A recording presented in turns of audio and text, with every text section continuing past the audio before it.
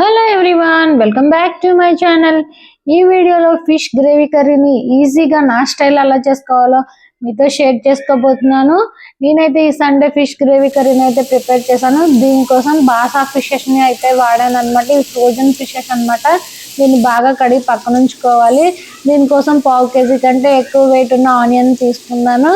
ఇంక ఇది వచ్చేసి టమాటాస్ని కూడా 3 కట్ చేసుకున్నాను. ఇక్కడ కెనడాలో ఆనియన్స్ అనేవి చాలా పెద్ద సైజులో ఉంటాయి అన్నమాట. వైట్ ఆనియన్స్ ఉంటాయి, పింక్ ఆనియన్స్ ఉంటాయి, చాలా రకాలు ఉంటాయి ఆనియన్స్లో కూడా. నేనైతే వైట్ ఆనియన్స్ తీసుకున్నాను. వైట్ ఆనియన్స్ ఇంకా పచ్చిమిర్చి, టమాటా, కరివేపాకు అన్నీ వేసుకొని ఫ్రై చేసుకోవాలి. ఈ టమాటోస్, ఉల్లిపాయలు అన్నీ బాగా వేగిన తర్వాత దీనిలోనే రుచికి సరిపడా ఉప్పు, కారం, గరం మసాలా, అల్లం వెల్లుల్లి పేస్ట్ని వేసుకొని బాగా మిక్స్ చేసుకోవాలి. మనం గ్రేవీ అనేది ముందే ప్రిపేర్ చేసుకోవాలి. ఫిష్ ముక్కలు వేసిన తర్వాత ఎక్కువగా కలపకూడదు, జస్ట్ టర్న్ చేసుకోవాలి. అలా చేసుకుంటేనే మనకి ఫిషెస్ అనేవి ముక్కలు విరిగిపోకుండా వస్తాయి. సో నేను ఇక్కడ ఉప్పు, కారం, గరం మసాలా వేసుకొని 1 నిమిషం ఫ్రై చేసుకున్న తర్వాత అల్లం వెల్లుల్లి పేస్ట్ని కూడా వేసుకొని ఫ్రై చేసుకున్నాను. వీటన్నిటిని ఫ్రై చేసుకున్నాక ఇప్పుడు కడిగిన ఫిష్ ముక్కల్ని వేసేసుకోవాలి.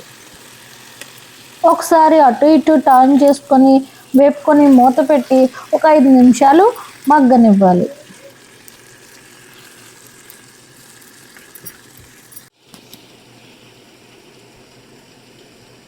ఒక 5 నిమిషాల తర్వాత మూత తీసి దీనిలో 1 గ్లాస్ వాటర్ని వేసుకోవాలి.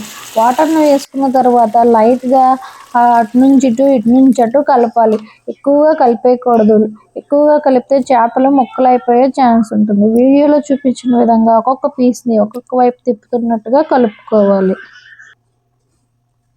బాగా కలుపుకున్నాక ఒక 10 నిమిషాలు మూత పెట్టి ఉడకనివ్వాలి. 10 నిమిషాలు పోతే చేప ముక్క అనేది ఉడికిపోతుంది. గ్రేవీని అంతా దగ్గరగా ఉడికించుకొని కొత్తిమీర చల్లుకుంటే ఎంతో టేస్టీగా ఉండే చేపల ఇగురు రెడీ అయిపోతుంది. చూసారు కదండి, చాలా ఈజీ ప్రాసెస్లో ఈ చేపల ఇగురిని ముక్కలు విరిగిపోకుండా చేసుకోవచ్చు.